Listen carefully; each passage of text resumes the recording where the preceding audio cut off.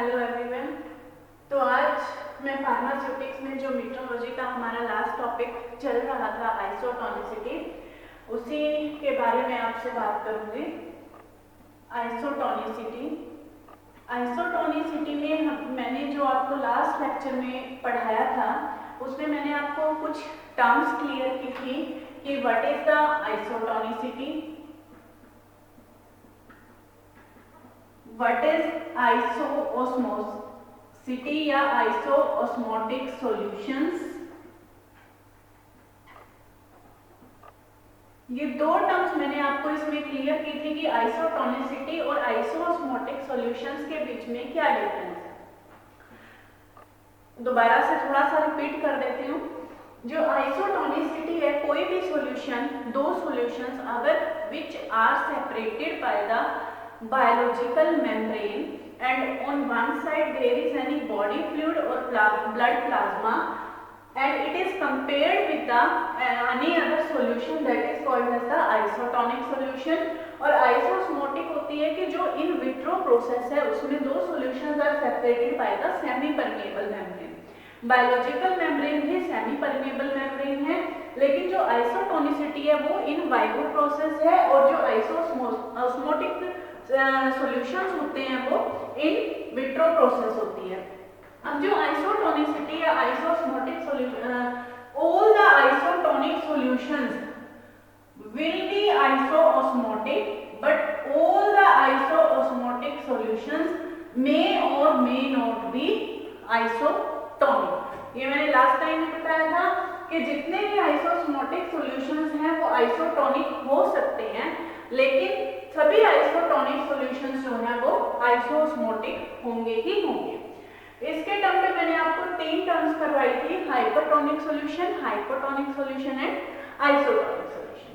चलिए, तो अब इसका नेक्स्ट जो टॉपिक है वो हम कैरी ऑन करते हैं अगर कि how to adjust the isotonicity. जो आज की क्लास में मैंने टॉपिक आपसे डिस्कस करना है that is how to adjust isotonicity.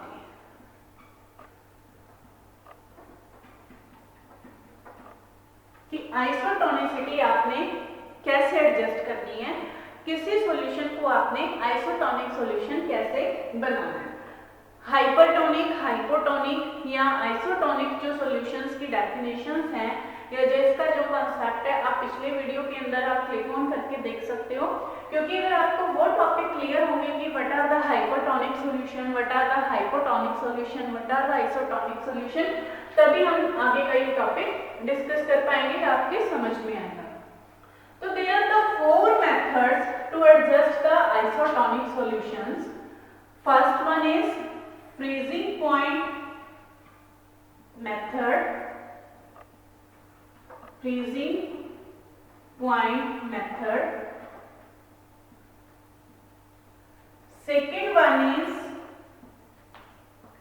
first one is freezing point method. Second one is molecular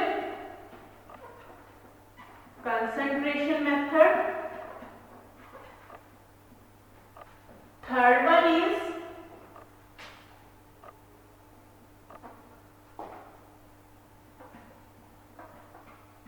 graphical method.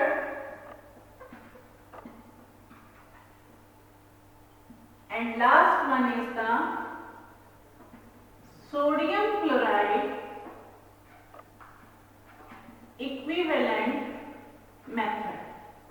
Sodium chloride equivalent method, ये चार मेथड हैं जिनसे हम freezing point method, graphical method, sodium chloride equivalent method और molecular concentration method, जिनसे हम different तरह के आइसोटोनिक सॉल्यूशंस को प्रिपेयर कर सकते हैं। तो let's discuss one by one. First one is the freezing point method. Note करते रहिए आप इसको साथ साथ, क्योंकि किसी बुक में ये दो मेथड्स दिए होंगे, किसी बुक में तीन मेथड्स दिए होंगे, सभी बुक्स में नहीं दिए हुए चार के चार मेथड्स, और इसी के बेस पे आपके न्यूमेरिकल पार्ट में न्यूमेरिकल के क्वेश्चंस भी आते हैं। तो अगर आपको इसके फॉर्मूलाज क्लियर होंगे तो आप इसको इजीली इजीली सॉल्व कर सकते हो। Now first one is the freezing point method. Freezing point method.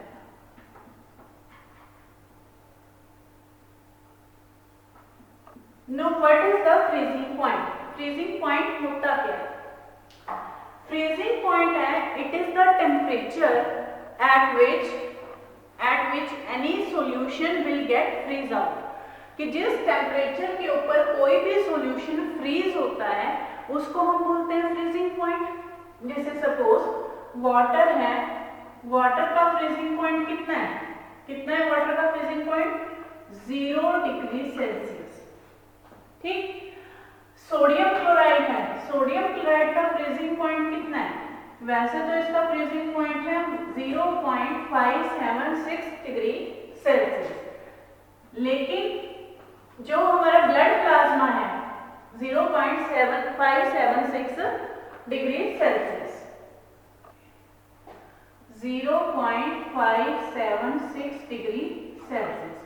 जो हमारा बॉडी फ्लूइड है या जो ब्लड प्लाज्मा है, ब्लड प्लाज्मा, क्योंकि ब्लड प्लाज्मा से हमने इसको कंपेयर करना है, blood plasma plus blood plasma का जो फ्रीजिंग पॉइंट है, जो ब्लड प्लाज्मा फ्रीज होती है, दैट इज -0.52 डिग्री सेल्सियस। यहां भी माइनस आएगा क्योंकि 0 से कम है, 0.52 डिग्री सेल्सियस। तो अगर कोई भी सॉल्यूशन जिसका फ्रीजिंग पॉइंट -0.52 डिग्री सेल्सियस होगा, that will be isotonic with the blood plasma.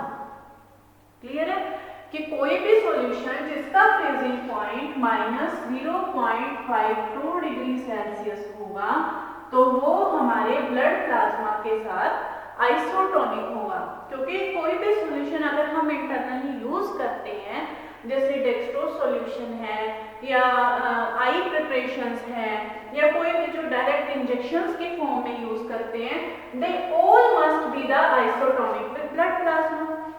अगर वो आइसोटोनिक नहीं होगी, सपोज अगर वो हाइपरटोनिक होगी या हाइपोटोनिक होगी, तो दोनों ही केस में हमारे सेल्स के लिए हार्मफुल है। हाइपरटोनिक होंगे तो it may cause the shrinkage of our cell, और हाइपोटोनिक होंगी तो it will cause the rupturing of the cell और it will cause the swelling of the cell. तो अगर किसी भी सॉल्यूशन में हम इतनी कंसंट्रेशन, जैसे सपोज अब सोडियम क्लोराइड है, सोडियम क्लोराइड में वैसे तो फ्रीजिंग पॉइंट 0.576 डिग्री सेल्सियस है, लेकिन मैंने आपको पिछले लेक्चर में बताया था कि 0.9% जो सोडियम क्लोराइड होता है, वो 0.9% सोडियम क्लोराइड का फ्रीजिंग पॉइंट में कितना होगा? That is -0.52 degree Celsius. तभी हम बोलते हैं कि जो 0.9% सोडियम क्लोराइड सॉल्यूशन है, that is isotonic with the blood plasma. मैंने बताया था ना कि पिछले लेक्चर में 0.9% जो सोडियम क्लोराइड सॉल्यूशन होता है वो ब्लड प्लाज्मा के लिए आइसोटोनिक है। क्यों? क्योंकि इसका 0.52 डिग्री सेल्सियस टेम्परेचर होता है। अब हम कैलकुलेट कैसे करेंगे अगर हमने किसी भी सॉल्यूशन को आइसोटोनिक बनाना है? तो इसका एक सिंपल सा मेथड है, सिंपल सा फॉर्मूला है इसका। To maintain the freezing point, formula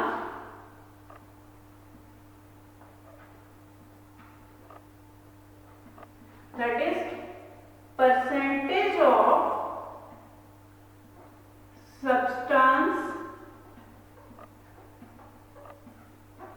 required is equal to -0.52 minus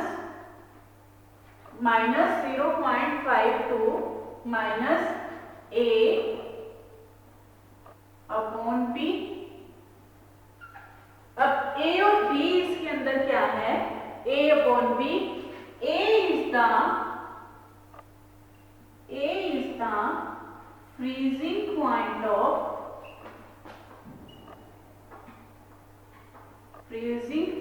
of substance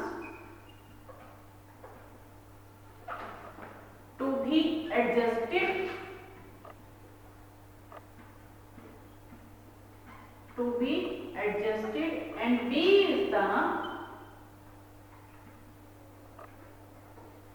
freezing point of substance which is used to adjust। इस चीज को ध्यान से समझे कि इसका क्या मीनिंग है। A is the freezing point of substance to be adjusted। A का क्या मतलब है कि किस सॉल्यूशन को हमने इसमें आप बुक्स में पढ़ोगे तो बुक्स में एडजस्टेड, अनएडजस्टेड इस तरह से दो टर्म्स होंगे, उसमें कंफ्यूज नहीं होना। इसमें जैसे आगे मैं न्यूमेरिकल करवाऊंगी तो उससे आपको क्लियर भी हो जाएगा कि किस सॉल्यूशन का हमने, जैसे सपोज कोकेन हाइड्रोक्लोराइड है, कोकेन हाइड्रोक्लोराइड या पोटेशियम क्लोराइड है, उसके सॉल्यूशन को आपने आइसोटोनिक बनाना है। तो वो है सब्सटेंस जिसको हमने एडजस्ट करना है और उसके लिए हमने और कौन सा सब्सटेंस ऐड करना है ताकि उसका फ्रीजिंग पॉइंट कम हो जाए। तो it is the freezing point of substance which is used to the adjust. इसका भी एक न्यूमेरिकल करते हैं, उस न्यूमेरिकल से थोड़ा सा आपको इसमें कंसेप्ट क्लियर हो जाएगा।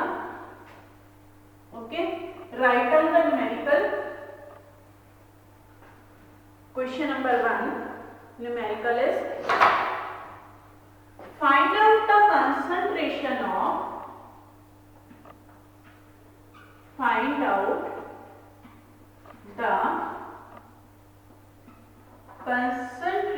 of sodium chloride required to make 1% solution of cocaine hydrochloride to the isotonic। Cocaine hydrochloride को आपने आइसोटोनिक बनाना है 1% सॉल्यूशन को, और सोडियम क्लोराइड से आपने बनाना है। तो फ्रीजिंग पॉइंट ऑफ, इसमें जो टर्म्स दी होंगी आपको या जो वैल्यूज दी होंगी, freezing point of 1% cocaine hydrochloride is, freezing point of 1% cocaine hydrochloride is minus 0.090 degree Celsius. And ये आपको एक वैल्यू इसमें दी हुई है, दूसरी वैल्यू जो इसमें दी होगी that is freezing point of sodium chloride solution is minus 0.57 degree Celsius. अब इसमें हमारा जो फॉर्मूला था दैट इज परसेंटेज ऑफ या अमाउंट ऑफ, परसेंटेज नहीं लिखेंगे यहां, that is amount of substance required. तो इसमें हमने कौन सा सब्सटेंस है required, NaCl। Amount of substance required तो हम यहां लिख सकते हैं amount of NaCl required is equal to, formula क्या था हमारा, माइनस 0.52 माइनस A/B।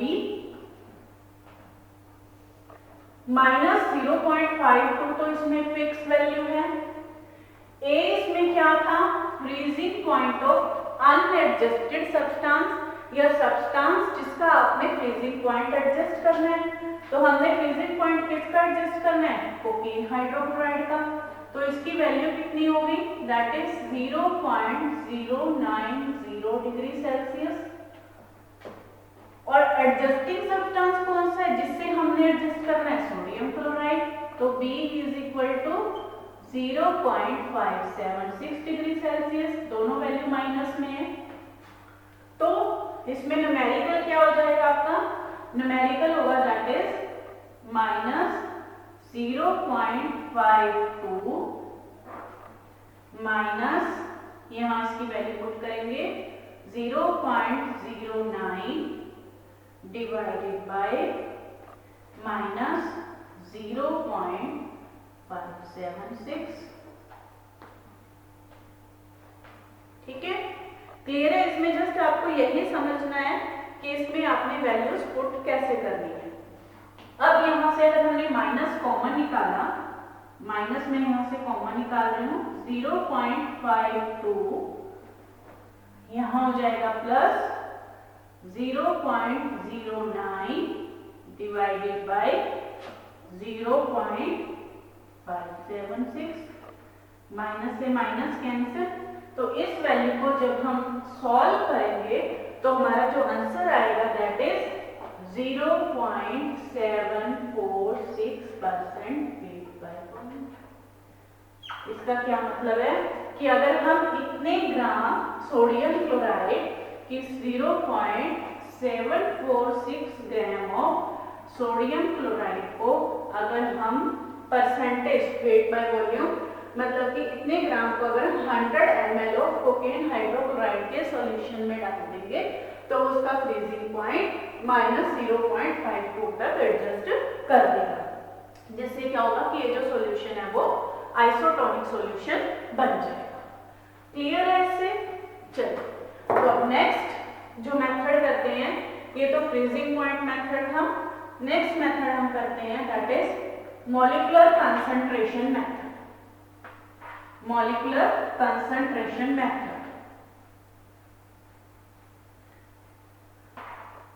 इसके और भी आप न्यूमेरिकल सॉल्व कर सकते हो। बुक्स में बहुत सारे न्यूमेरिकल्स भी होते हैं अलग अलग बुक्स में, प्रैक्टिस आप कर सकते हो इसमें जस्ट आपको कंफ्यूजन कहाँ होगी कि आपको यही पता लगाना है कि इसमें एडजस्टिंग सब्सटेंस और टू बी एडजस्टेड सब्सटेंस कौन सा है, किससे हमने एडजस्ट करना है और कौन सा एडजस्टिंग सब्सटेंस है।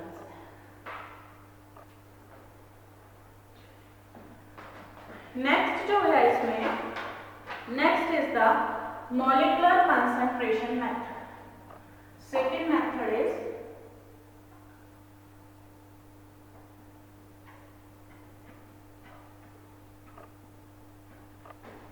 Molecular concentration method. अब जिस तरह से फ्रीजिंग पॉइंट ब्लड प्लाज्मा का फिक्स था -0.52 डिग्री सेल्सियस, इसी तरह से जो मॉलिक्यूलर कंसंट्रेशन है ब्लड प्लाज्मा की दैट इज 0.03%। 0.03% किसकी कंसंट्रेशन है? That is of blood plasma. अब ये मॉलिक्यूलर कंसंट्रेशन क्या होती है? What is the molecular concentration? Molecular concentration है it is the amount of the solute in grams या in weight grams per 100 ml. What is the molecular concentration? Molecular concentration is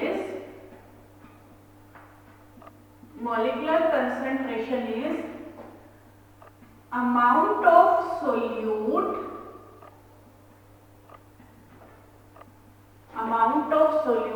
dissolved in grams per 100 ml of solvent, that is also called as gram molecular weight। इसको हम ग्राम molecular wait भी बोलते हैं। तो अब molecular concentration में मतलब कि कितने ग्राम ऑफ सोल्यूट हमने 100 ml ऑफ वाटर के अंदर डिसॉल्व किया है, that is called as the gram molecular weight. अब जो ये मैंने आपको वैल्यू बताई है 0.03%, इसका क्या मतलब है कि अगर हम 100 ml ऑफ ब्लड प्लाज्मा लेंगे, 100 ml ऑफ ब्लड प्लाज्मा के अंदर जो सोल्यूट की अमाउंट है वो है 0.03%। तो अगर कोई भी सॉल्यूशन जिसकी ग्राम मॉलिक्यूलर कंसंट्रेशन 0.03% होगी that will be isotonic with the blood plasma. तो उसके लिए फॉर्मूला क्या है? Formula is amount of the substance required, amount of substance required is equal to 0.03 into gram molecular weight of substance। अब जो ये ग्राम molecular wait है ये आयोनाइज्ड और अनआयोनाइज्ड सॉल्यूशन के केस में डिफरेंट होता है। ठीक है, ये तो जो मैंने आपको फॉर्मूला दिया है that is for unionised solution. Ionised और अनआयोनाइज्ड तो आप समझते हैं सभी स्टूडेंट्स। फॉर अनआयोनाइज्ड सॉल्यूशन सभी स्टूडेंट साइंस बैकग्राउंड से या फिर अनआयोनाइज्ड और आयोनाइज्ड का मीनिंग तो क्लियर है कि जो सॉल्यूशन डिसॉल्व होने के बाद आयंस में टूट जाता है, जैसे सोडियम क्लोराइड है, सोडियम प्लस और क्लोराइड आयन, तो वो आयोनाइज्ड सॉल्यूशन हो जाएगा। लेकिन जो सॉल्यूशन नहीं टूटता जैसे dextrose solution that is unionised solution. तो आयोनाइज्ड सॉल्यूशन के लिए क्या फार्मूला होगा? For ionised solution, ionised solution के लिए फार्मूला क्या होगा? 0.03 into gram molecular weight of the substance divided by number of ions, divided by number of ions। ये दो फॉर्मूले हैं। अगर आपने अनआयोनाइज्ड सॉल्यूशन से आइसोटोनिक सॉल्यूशन बनाना है तो उसका फॉर्मूला ये होगा, और अगर आपने आयोनाइज्ड सॉल्यूशन से बनाना है तो उसका फॉर्मूला ये होगा। अब दोनों का एक अलग अलग एग्जांपल लेके चलें। इस केस में सपोज आपने इसका मैं पहले एग्जांपल लेके चलती हूँ। जैसे आपने डेक्सट्रोज सॉल्यूशन से बनाना है, डेक्सट्रोज को आपने यूज करना है। ठीक है, डेक्सट्रोज का जो ग्राम मॉलिक्यूलर वेट है वो आपको दिया भी हो सकता है, और कुछ जो कॉमन मॉलिक्यूल्स हैं उनका आपको पता होना चाहिए। तो ग्राम मॉलिक्यूलर वेट कितना है इसका? 180। ये आप कैलकुलेट भी कर सकते हो। डेक्सट्रोज का फॉर्मूला क्या होता है? C6H12O6, carbon, hydrogen, oxygen. इसका जब आप सभी का एटॉमिक वेट ऐड करेंगे तो ये 180 आएगा। तो इसका जो मेथड होगा दैट इज, ये आप कैसे निकाल सकते हैं इसकी अमाउंट? 0.03 into 180। इससे आपके पास आंसर आ जाएगा। और दूसरा अगर आपके पास है अनआयोनाइज्ड सॉल्यूशन, अनआयोनाइज्ड के केस में हम इसको कैसे कर सकते हैं? जैसे सपोज मैं इसमें आपको एग्जांपल दे देती हूँ सोडियम क्लोराइड का। तो सोडियम क्लोराइड का क्या होगा ग्राम मॉलिक्यूलर वेट? सोडियम है, सोडियम का जो मॉलिक्यूल है दैट इज सोडियम। सोडियम का आप कैसे लिखते हो? 11 और 23, और इधर से क्लोरीन, क्लोरीन का होता है 35.5 और यहाँ 17। तो 35.5 और 23 को जब हम ऐड करेंगे 58.5, तो यहाँ आ जाएगा 0.03 into 58.5। और सोडियम क्लोराइड कितने नंबर ऑफ आयंस में टूटेगा? सोडियम आयन और chloride ion that is number of ions will be 2। तो इससे जो है इनका आंसर निकल जाएगा कि इतने ग्राम सॉल्यूशन मटेरियल को अगर आप डिसॉल्व करोगे 100 ml के अंदर तो वो आपका जो सॉल्यूशन बनेगा that will be of the 0.03% concentration and that will be isotonic with the blood plasma. तो इस तरह से ये जो दो मेथड है, मॉलिक्यूलर कंसंट्रेशन का मेथड भी काफी इजी मेथड है, सिंपल कैलकुलेशन है, और जो फ्रीजिंग पॉइंट मेथड भी मैंने आपको बताया है।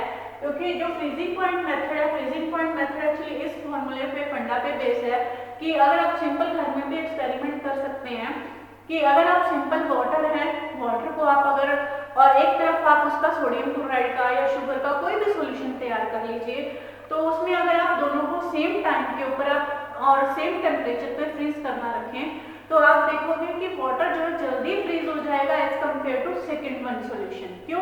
क्योंकि अगर हम जब भी कोई सोल्यूट डालते हैं तो वो फ्रीजिंग पॉइंट में डिप्रेशन कॉज करता है। केमिस्ट्री में ये पहले आप लोगों ने +1 +2 में कॉन्सेप्ट पढ़ा भी होगा। It will cause the depression in the freezing point, कि फ्रीजिंग पॉइंट उतना ही उसका नीचे गिरता जाएगा। इसी तरह से जो मॉलिक्यूलर कंसंट्रेशन मेथड है, इसमें अगर आप कंसंट्रेशन मेंटेन कर लेंगे ब्लड प्लाज्मा के साथ तो उसमें आप उस सॉल्यूशन को आइसोटोनिक बना सकते हैं। तो बहुत इंपॉर्टेंट मेथड है। नेक्स्ट जो freezing point method graphical method है, ये सोडियम क्लोराइड इक्विवेलेंट मेथड है, वो हम नेक्स्ट क्लास में कंटिन्यू करेंगे। तब तक आप इन दोनों जो मेथड्स हैं, इनके जो क्वेश्चंस हैं या इनकी जो प्रॉब्लम्स हैं उनको सॉल्व कीजिए और उनके अच्छे से प्रैक्टिस कीजिए। Thank you.